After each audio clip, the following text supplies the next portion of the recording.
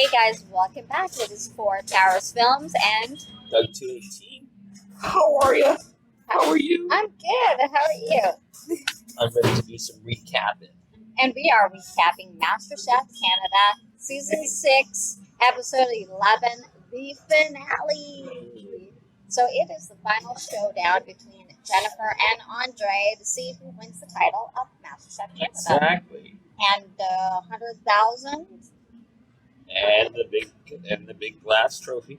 Yes. So we'll get started. So it starts out obviously when they first come in, and then the returning, the ones who had left earlier, and they have them like situated on either side of the gallery, and so they have the ones that are for Jennifer on one side and the ones that are for Andre on the other side. You think that Andre or Jennifer will win, and I must say Andre has a little bit more people on his side. I think people thought Andre would have the edge.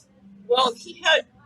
Let's call it what it is. Andre grew up in a household with a father who was a chef. Yeah, back home. And that's actually what he wants to do, is open a catering business with his dad. And I've no doubt that they would make a success out of it. Oh. And Jennifer was she's a policy analyst. Right. So but it's funny because wow, you'd think she was trying. Woo. The stuff she comes up with is very creative. So they come in, they talk about who they think, the people that are returning, the ones who came back, tell why they think. Yeah. Who they think will win. Yeah.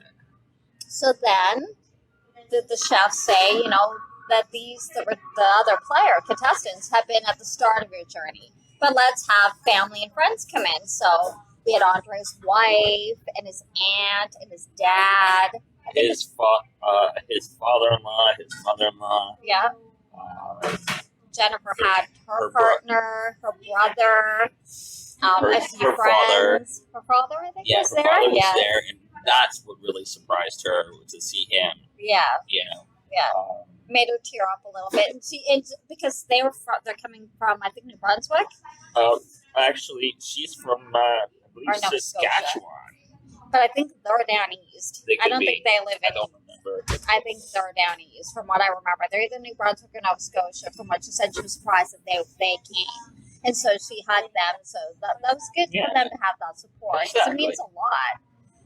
So they had them go up to the gallery, and they had 3 hours. 3 hours, 3 courses. The clock would continuously run. There was no stopping. No stopping. So they go from appetizer to main course to dessert, right?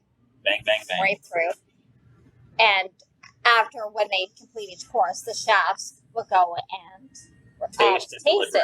And then they find out at the end how they did, or during the dessert course. So the appetizer course. It was, you can see the difference in the styles. Oh, yeah.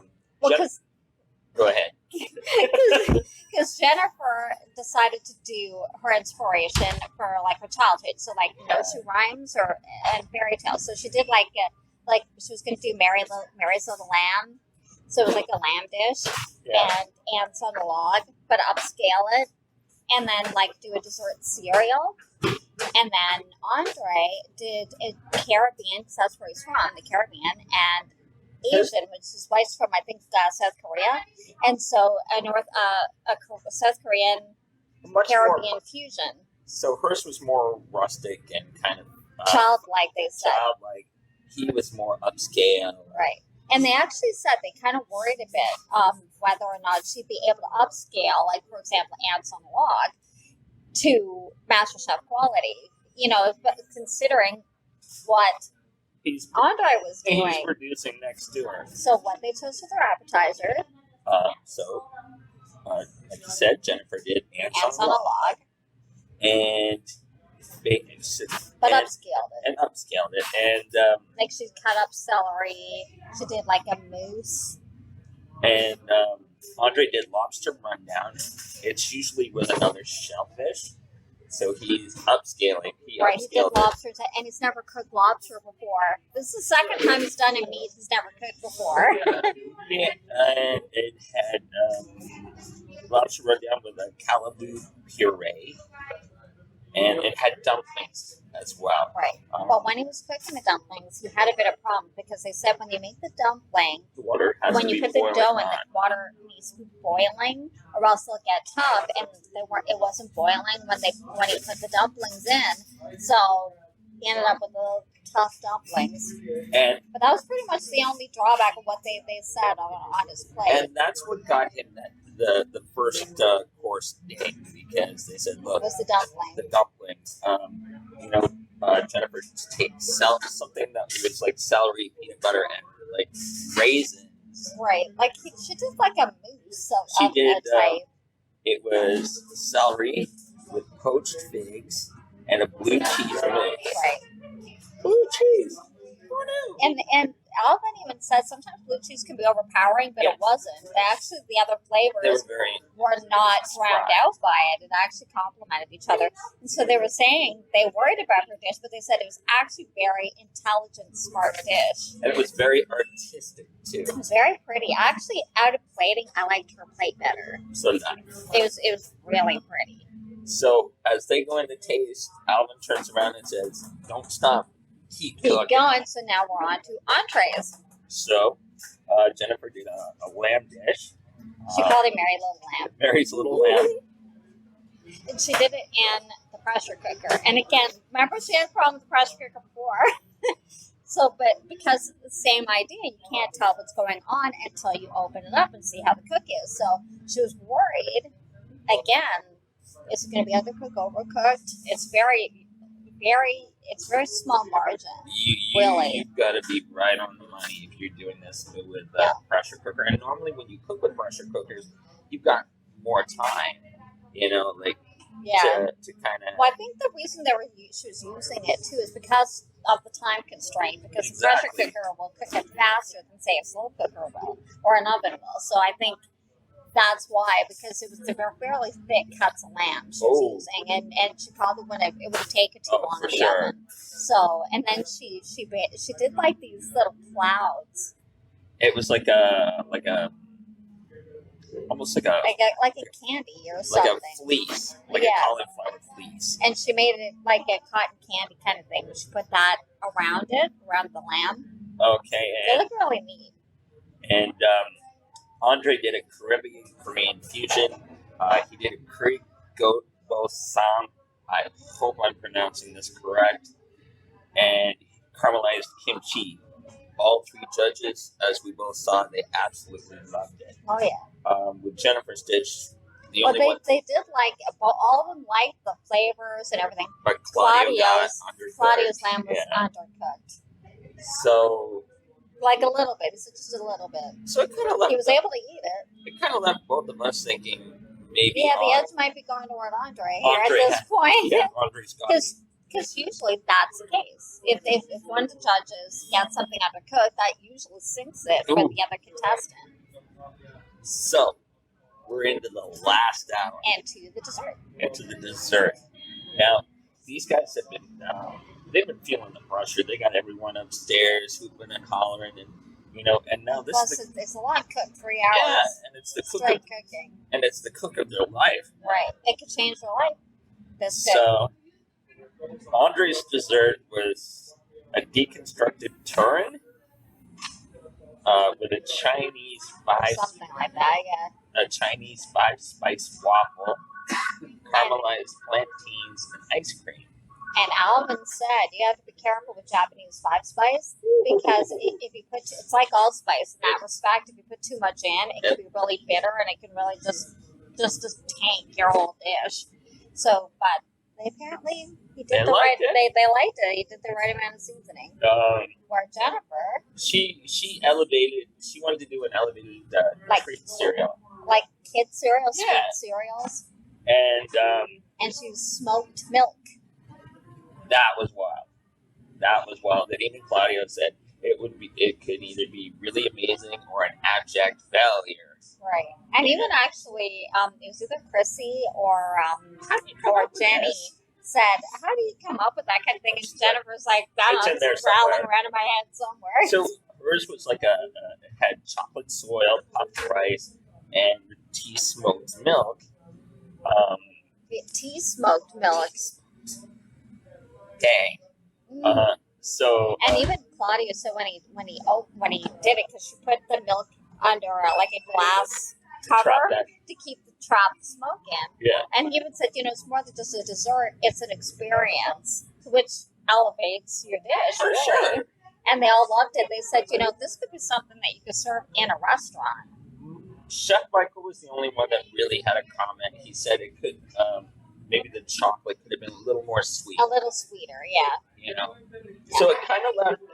So now we're both thinking, okay, it's a shoe-in. Andre's got this. That's what it sounds like. And because one, the only thing that they've said that they had a comment about with Andre was the fact that his dumplings were tough.